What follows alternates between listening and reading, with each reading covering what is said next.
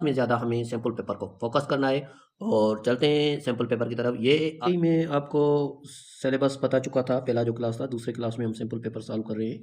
तो यहाँ पर देखें कंप्यूटर और आईटी है, ये भी रिमेंबर करें कि ये 2018 का सैम्पल पेपर है, करंट नहीं आया। What do you mean by landscape in MS word? MS word में लैंडस्केप की मीनिंग क्या होती है? जब हम एमएस वर्ड पर काम कर रहे हों तो लैंडस्केप की मीनिंग होती है पेज ओरिएंटेशन। तो कंप्यूटर और आईटी के 10 क्वेश्चन आएंगे, ये भी आप रिमेंबर कर लें।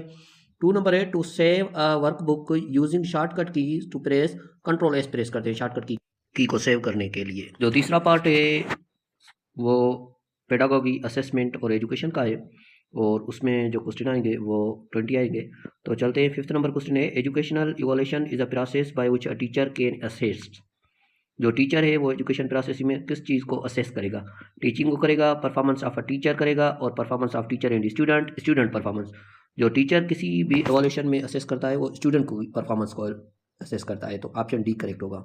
When according to John Dewey which side of educational process is the basis? Educational process basis कौन सी है अकॉर्डिंग टू जॉन डेवी के?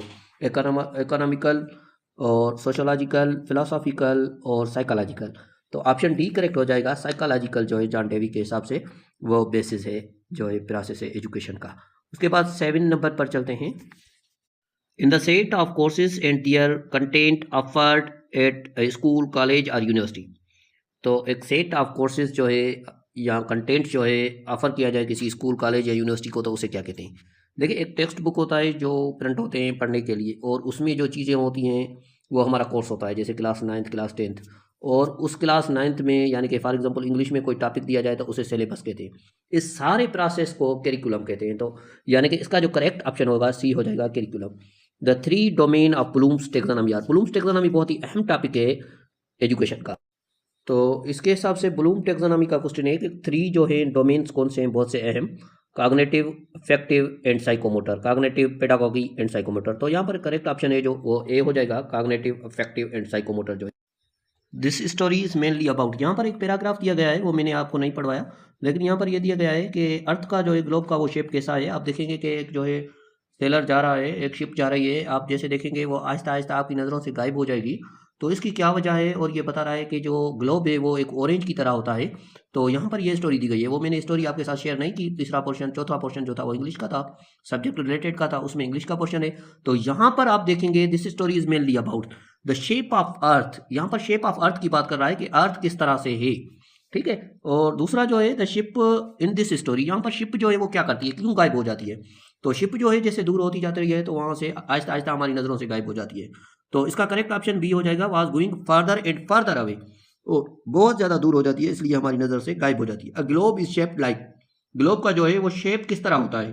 जो ग्लोब होता है उसका शेप एक ऑरेंज की तरह होता है। तो ऑप्शन सी करेक्ट हो जाएगा। उसके बाद वोकेबलरी आएगी, सिनोनिम्स आएंगे, जिसमें their diet is often grossly unbalanced. यहाँ पर देखिए ग्रासली जो है कंप्लीटली, नियरली, ऑफन, फ्रीक्वेंटली। ग्रासली की मीनिंग होती है बहुत ज्यादा, यहाँ पर मेरे ख्याल में फ्रीक्वेंटली करेक्ट होगा। अगर आपको कोई और ऑप्शन करेक्ट लगता है तो वो मुझे कमेंट में ज़रूर बताएं। 13 नंबर है the whole thing is vicious circle. यहाँ पर जो है विश्वास का प्रोनाउंसिएशन होगा।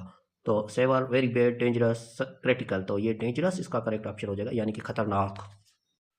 यहाँ पर उसके बाद आपके पास एंटानिम्स आएंगे। The people must then go hungry.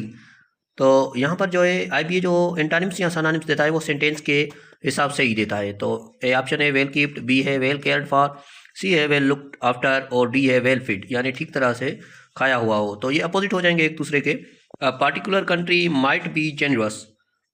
Generous जो है वो सखी को कहा जाता है। तो इसका तो आसान है ये बहुत ही। ए मेजरली जो कंजूस है उसे कहते हैं। तो ऑप्शन ए इसका करेक्ट होगा। उसके बाद प्रीपोजिशन है the committee regret that it can not exceed dash your request for a month's paid leave. तो एक्सीड्स के साथ टू यूज होती है preposition. Our college is affiliated. Affiliated ये तो बहुत बार आ चुका है आईबीए में। तो affiliated with the university of Sindh हो जाएगा, यहाँ पर विथ जो है करेक्ट ऑप्शन होगा ए। और एरर डिटेक्शन इंग्लिश में आएगी। ये 18 क्वेश्चन है। George has not completed the assignment yet and Maria hasn't neither. तो येट और नाइदर एक साथ यूज नहीं होते। तो यहाँ पर जो ऑप्शन डी है वो करेक्ट नहीं है। तो यहाँ पर एरर जो है ऑप्शन डी में है। तो डी जो हो जाएगा करेक्ट ऑप्शन हो जाएगा। The sun rose before I got up. The sun rose, तो यहाँ पर जो एरर है ये द सन हैड राइजिन हो जाएगा। यहाँ पर रोज में एरर है, ऑप्शन बी जो है वो रॉन्ग है। फिर उसके बाद मैथ का सेक्शन होगा, मैथ में वर्ड प्रॉब्लम होंगे, यहाँ पर एक एजेस प्रॉब्लम है और एक रेशो का है। मैं ये सॉल्व नहीं कर रहा क्योंकि ज़्यादा टाइम हो जाएगा आपका, और दूसरी वीडियो में मैं आपको इस तरह के कुछ प्रॉब्लम सॉल्व करके वीडियो भेजूँगा।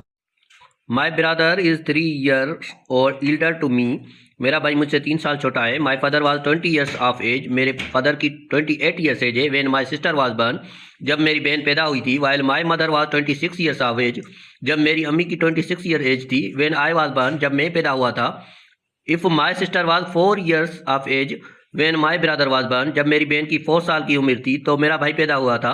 Then what was the age of my father when my brother was born, तो उस वक्त मेरे अबू की कितनी एज होगी जब मेरा भाई पैदा हुआ होगा। तो यहाँ पर जो करेक्ट हो जाएगा वो 32 ईयर्स होगा। ये किस तरह से होगा, ये थोड़ी इक्वेशंस बनेगी उसके बाद सॉल्व होगा, तो यहाँ पर मैं नहीं सॉल्व करवा रहा आपको। तो दूसरा जो है 21 पर, the ratio between the length and the breath of a rectangle is 3:2।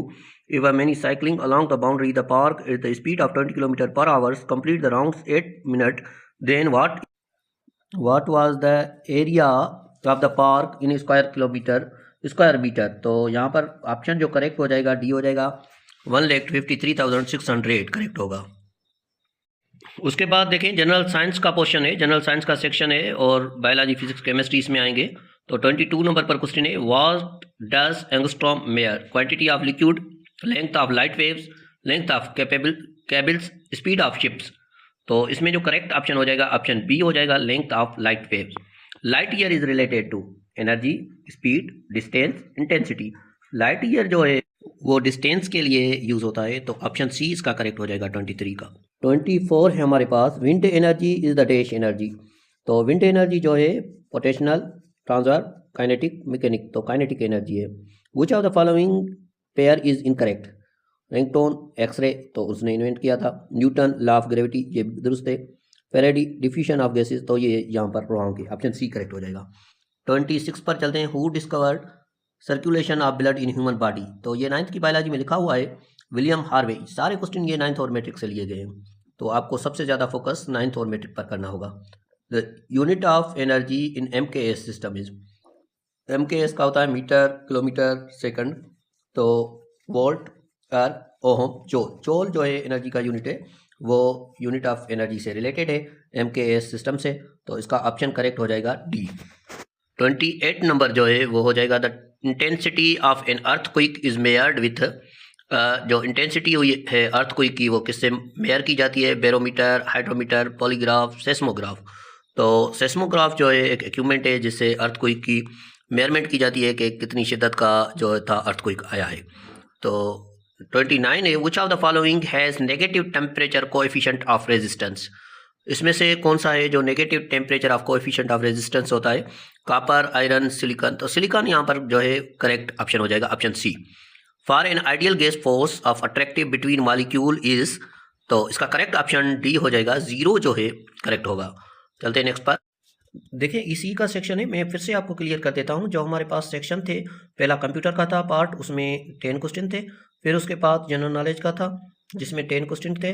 फिर पेडागोगी और असेसमेंट का था जिसमें 20 क्वेश्चन थे। ये हो गए 40 क्वेश्चन और 60 सब्जेक्ट रिलेटेड थे।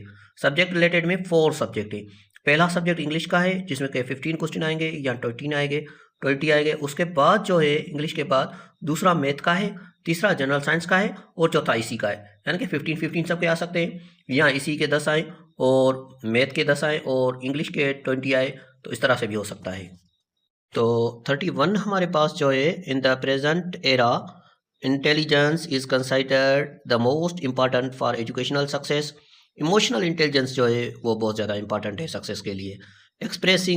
Expecting young children to memorise fact and figures will cripple their capacity to learn. यहाँ पर जो फैक्ट और फिगर्स दिया जाता है ये उनकी लर्निंग कैपेसिटी को क्रिपल करते हैं, तो ये करेक्ट ऑप्शन हो जाएगा बी।